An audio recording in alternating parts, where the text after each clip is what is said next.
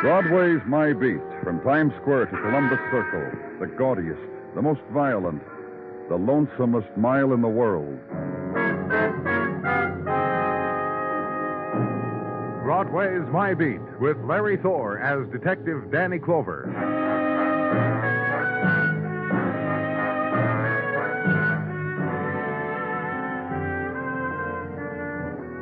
The nighttime of early spring hugs close to Broadway, whispers. There in the shadow pools, the promises, the dreams you've dreamed, shut off from the rest of the world with speckled light. And there, beyond the floating laughter, all the silence you've searched for and the longed-for sigh. And there, walking the easy wall of night breeze, the girl of silk and warming cheek. The girl, the promise, and the light. Here on Broadway. And it never lets you go.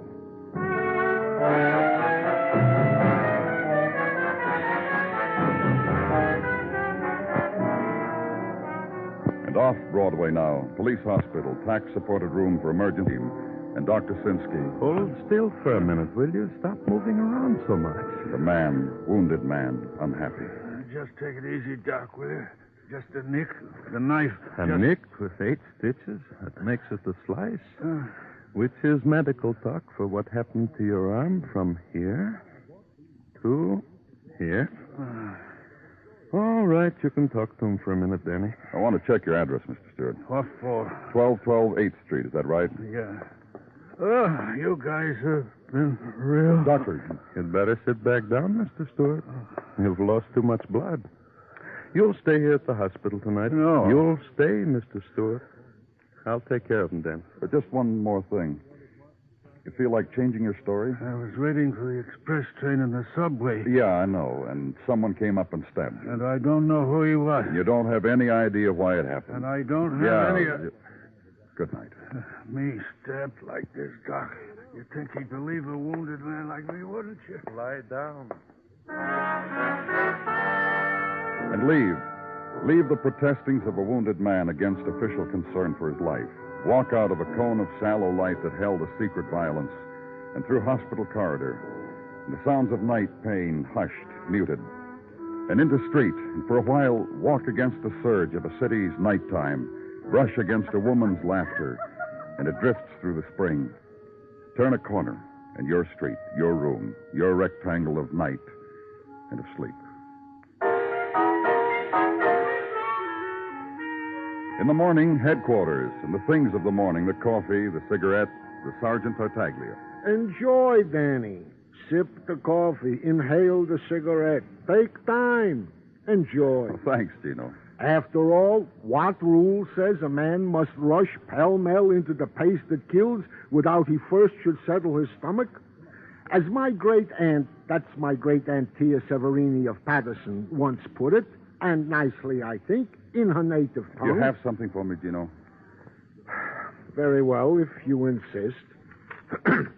A report on that chap of the knifing in the subway last night, that Mr. John Stewart. What about him? A malcontent, an ungrateful. And there are such folks. What are you talking about? To make a display of himself during the night to his fellow patients in emergency hospital. To scream, to moan, to throw accessories in the face of the night intern. Till finally the young doctor can take it no more, gives Mr. Stewart his release. Let him go? Pain reliever pills and gauze Mr. Stewart said he could buy in any drugstore. A crime he did not commit, so he left. And as for the bed... as for his bed... His word to the city was... Just see who it is, huh, Gino? Very well. Yes, what? What is it you wish, madam? They said I was to see a Lieutenant Clover. They said if it had anything to do with John Stewart, I was to talk I'm to Danny Clover. Please come in. Well, that'll be all, Sergeant. Here, take this chair. Thank you. It's just that I've come for John and whatever things I must do. Mr. Stewart's a friend of yours? My brother-in-law. I'm Leona Stewart. This morning I read of the terrible thing that happened to John, and I just want to take him home. Care for him. Protect him. Protect him? John has enemies, people who want to kill him, and in my home I'll be with him. and let no one harm him. What people want to kill him, Mrs. Stewart? Well, I really don't know what people. John just says there's someone who'll kill him, but he won't tell me who. He says it will sadden me more, and I shouldn't be saddened anymore. May I please go to him, take him home? I'll give him the best of care. He's gone. What? He was hurt. Where would he go? I don't know. He got out of the hospital last night. He didn't want what we were doing for him. Oh, that's John. That's John, all right. He can't stand to have people fuss over him, but he needs it. Do you know where I could find him, Mrs. Stewart? Mrs. Stewart? Oh, at work. John would go to work, I think, just to prove something to the world after his terrible ordeal. That's John, too. Where does he work? A place of buttons and ribbons and novelties for women and for children. A wholesale place. Globe on West 12th. John's always sneaking little things to give me, to make me laugh. Please find him. I don't want him dead, whatever anyone else wants. We'll do everything we can, Mrs. Stewart. Thank you. That's kind. Goodbye, Mr. Clover. Watch her get up and leave. Tall woman and angular. A small black straw hat with linen flowers faded.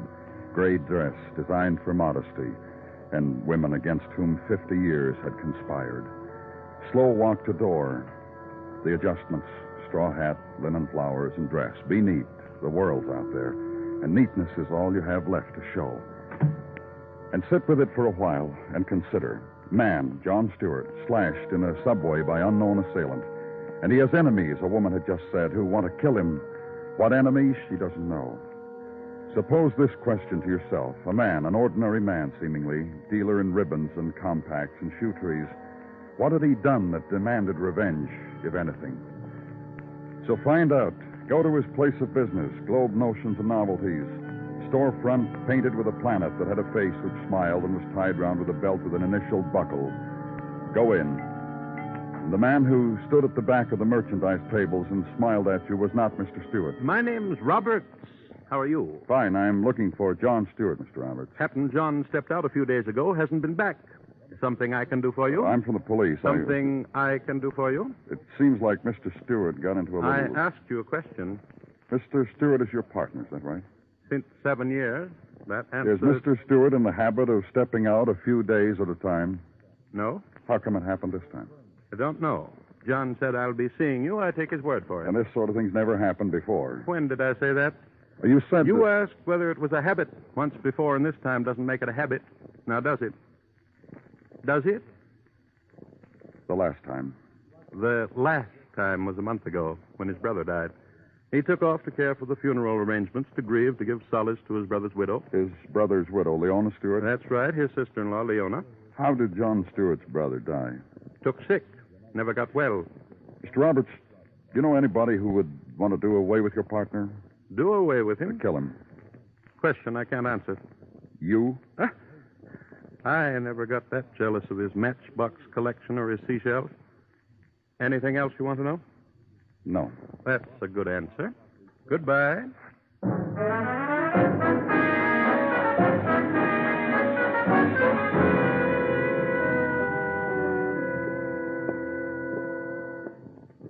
Wait till I give you a look-see into Johnny Stewart's room.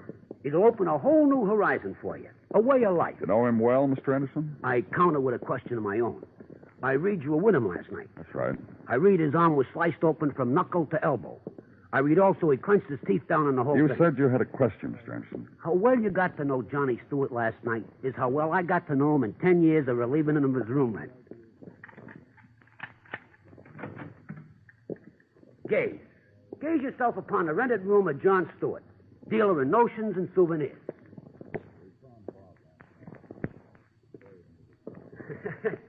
Messy, ain't it? Uh-huh. You have any idea where Stewart might be? If I told you he was probably out collecting things to add to the collection of junk he's already got, I would probably be 100% right. Well, thanks a lot, Mr. Anderson. Hey, don't go. I got to show you a few things. Like this. These cardboard boxes full of match covers. Collector's items, huh? For a grown man, huh? Look, Mr. Anderson. Wait. Over here. Laid out on a bureau and not to be touched by a cleaning woman's hands or mine or yours. Maybe 3 pounds of seashells. Laid out. Very neat, huh? You get a big kick out of John Stewart's life, don't you, Mr. Anderson? What's more, I don't often get the chance to share it with anyone. Wait. You ain't seen. You know what's in here? Rocks. Rocks like kids throw at each other. Like things crawl under. And in this box, broken glass. I peeked yesterday when he wasn't here. A collector of broken pieces of glass. A man. And here, this sack in the corner. Guess what's in? Dirt. A sack of dirt. For flowers? For what? Dirt he trailed all over my steps. Dirt he stashes You through, Mr. Anderson? Yeah. Oh, with one exception. You find Stewart, suggest he lives someplace else. Or die someplace else. Either one.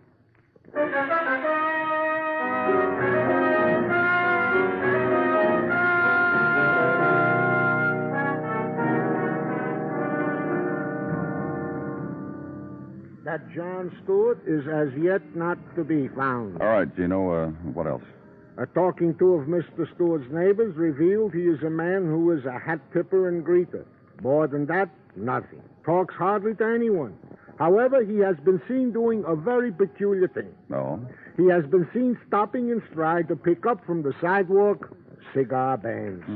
It is my surmise Danny, found your man, Danny. John Stewart? Yippo. John Stewart. Where is he? Queensbridge. Huh? Being photographed. On his face. How did... With a knife, Danny. Murdered. Stabbed to death.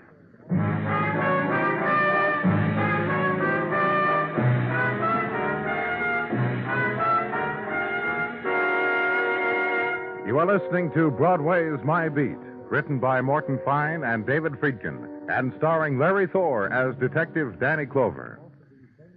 America answered the call of the 1953 Red Cross campaign now underway. Whoever you are, wherever you may be, if disaster strikes you or those you love, the Red Cross will be on the job to save life and property, to give survivors a fresh start. America's young sons in Korea know the work of the Red Cross. They can measure its effectiveness in lives saved time and again through the blood program. This month, now, give generously to your local Red Cross.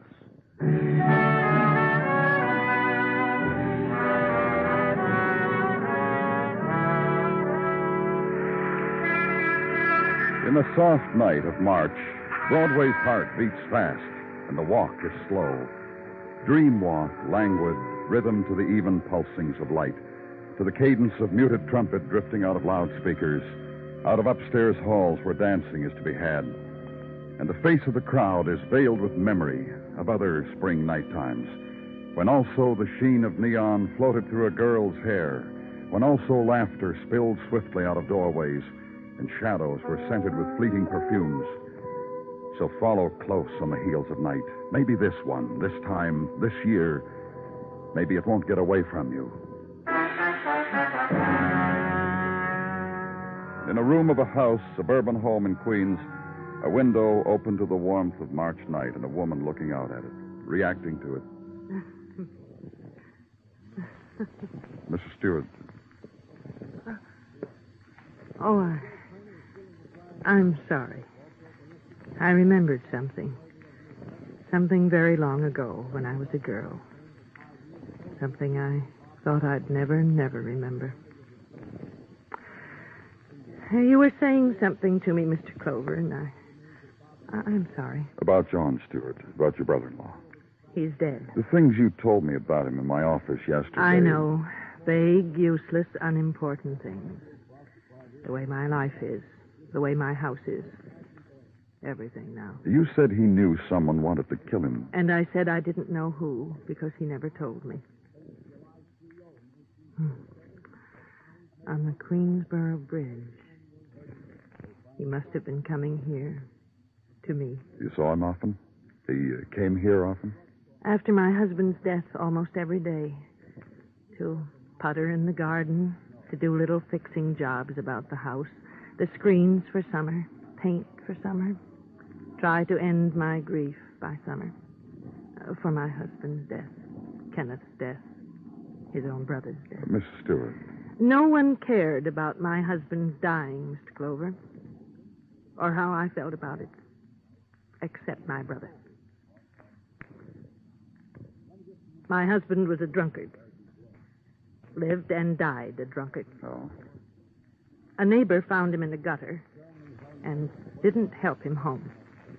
Just came to my door and told me about it and went away. When I got there, Kenneth had been lying there in coldness and wetness and drunkenness. I don't know how long. I brought him home, and I called our doctor, and he couldn't save him. But he performed an act of penance. What do you mean? He came to the funeral. He was the only outsider there. Then he was a close friend? I suppose so. Kenneth and I had known him almost all our married life. Dr. Sherwood, Henry Sherwood, has an office on Ruxton Avenue. Mm-hmm. He signed Kenneth's death certificate. He came to the funeral. I suppose you call him a close friend? Except for John Stewart? Except for John, who is dead. Who was taken from me, as my husband was. As everything in my life has been. It was through this window, and I remembered something a little while ago. What was it? What was it? Woman, and a day's dying, with sorrow and infinite tears that washed backward with a bitter chemistry. Woman who forgot how to cry so that other people could see, whose stricken eyes didn't match the rest of her face. Leave her.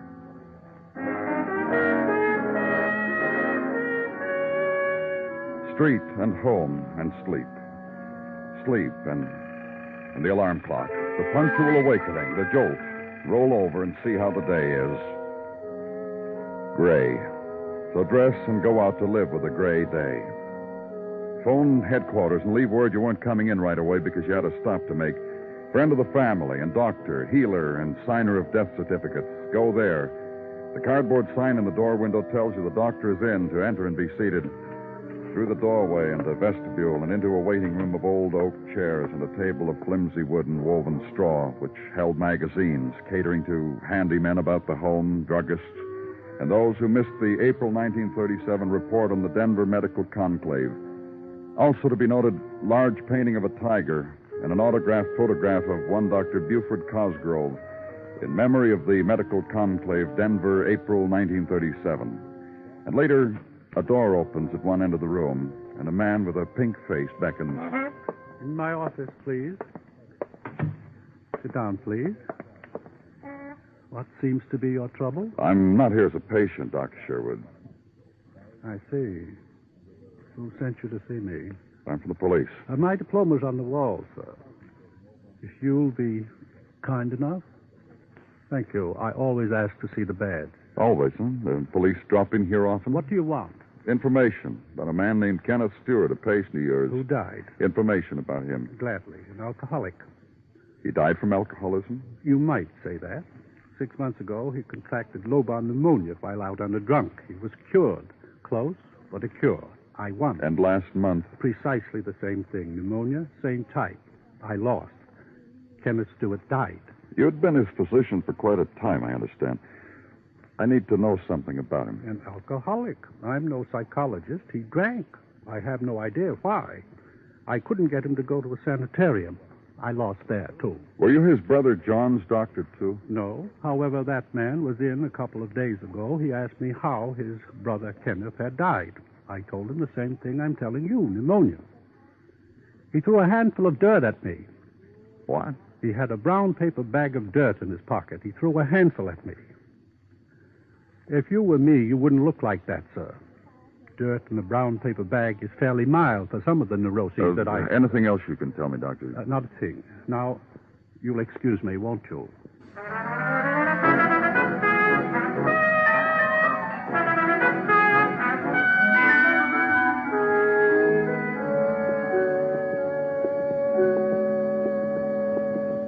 A regular little runway we're beating at Johnny Stewart's door, huh? You never had this much traffic in all the years. Man, girl, or dog. You'll just unlock the door for me, Anderson. I'll do more than that for you. I'll stick around because it's my rooming house, and I got an itch to know what goes on in my house. See? It hasn't changed. Hasn't been touched. I could have sold tickets, but I got a respect for the dead. Hey. Don't let it eat you, Anderson. You got a yen for a brown paper sack of dirt. It don't bother me hardly at all. You going to take it out of here? Uh-huh. Yeah, it makes it more sanitary that way. Anything else you want? This box with the broken glass. I'll close my eyes. Won't let out a peep. You got a pocket for the seashells? They'll hardly take up any space at all. Yeah, you looking for somebody, mister? Mr. John Stewart, is he here? He's dead, that's where he is. Cold stone dead someplace else. You don't read, mister? Oh, I didn't know. What do you want with Stewart?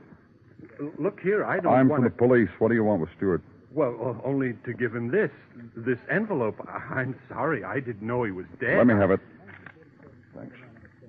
It probably won't do you any good to read it. It's all very technical. Chemical symbols, aren't they? Yes, but of course. You see, Mr. Stewart brought in a little sample of earth the other day. You're a chemist? Oh, no. Oh, my, no. I have a little garden supply shop down the street, and Mr. Stewart came in and gave me some earth out of a brown paper bag, like you have in your hands. And he said he was doing some gardening, and would I analyze the sample of soil he had, whether it was acid and all, and I said I'd have to send it out, and it'd take a day or so. Yeah, thanks. Thanks very much. You too, Anderson.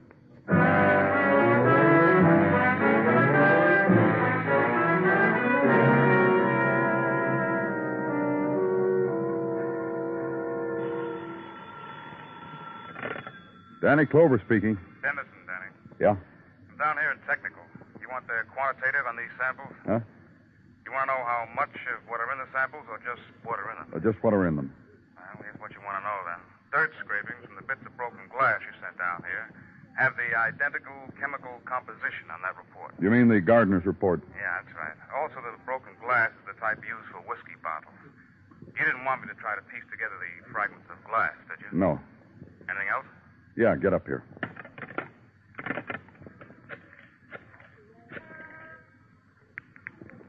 Dr. Sinsky speaking. Danny Clover, Doctor.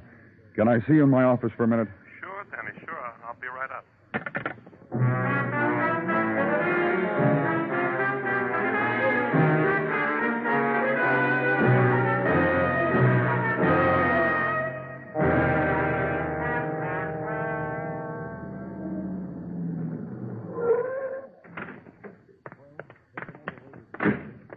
I still say it's tough to believe, Danny, that's all. Dr. Sinsky just told it to you, Dennison, and Dr. Sinsky just showed it to you in books. That's why he keeps those books in his office, to prove things to skeptics like you. Okay.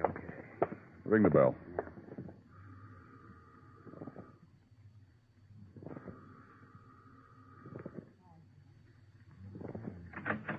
Yes, what? Oh. Hello, Mr. Clover. Hello, Mr. Stewart. This is Detective Dennison. How are you? How do you do? Please come in. Thank you. Well, what can I do for you, gentlemen? We have to talk with you some more.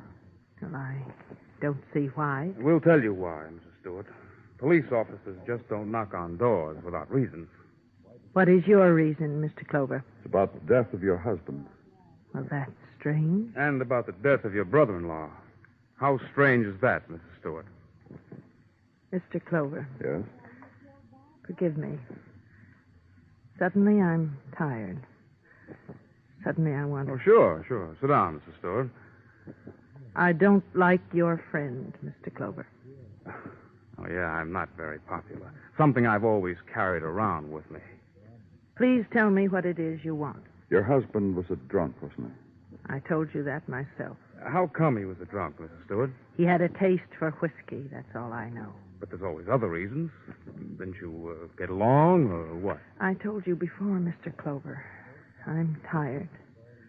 And I told you before I didn't like your friend. For the next few minutes, Mrs. Stewart, you're going to have to bear with it. What about you, Mrs. Stewart? What do you mean? The kind of life you've led, your husband. What kind of life do you think it's been? Rough, huh? Now will you tell me, Mr. Clover, just what you came for?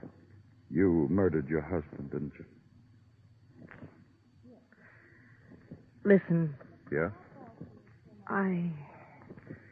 I have pictures of myself when I was young. Would you like to see them? They're upstairs. We've seen pretty girls, Mrs. Stewart, and you must have been pretty. I was. Simply, I was. I was considered very pretty. That's what I meant when I asked you what your life has been. The night before... Yes? The night before I made up my mind. To kill your husband? Yes. I lay there and I thought about how my life has been. With him lying there. With the reek. And that was my life. So you poisoned him, huh? In the booze? Yes. Mrs. Stewart, a little while ago we found out from our police physician that the gross symptoms of the poison you used and pneumonia are the same. How did you know that? It's irony, isn't it? Yeah, but how did you know it? The first time my husband got sick, 6 months ago, I've got a book. A home medical book. The symptoms, I saw them. They were almost the same. And last month, when he was pulled out of a wet gutter, drunk, you fed him the poison, killed him. And your doctor thought it was the same thing. Yes. And you killed your brother-in-law because he suspected what had happened. I should have known better than to bury that bottle in the garden. My brother-in-law always liked to putter around there. He found that broken bottle and dug up the dirt around it, huh? I know. He came into my house and looked at me. Then he threw a handful of dirt in my face. Then he told me. I tried to kill him in the subway. We'd better get going, Mrs. Stewart. If only he hadn't found out. It would have been all right. Then the neighbors would have come and sat with me and talked with me and not been embarrassed because I had a drunken husband. Get her coat, Dennison. Yeah. He was better off dead. And so was I. I'm 51 years old. It had to stop sometime, the life I had. Someone had to stop it. So I did. Here, I brought your scarf, too, Mrs. Stewart. It's cold outside.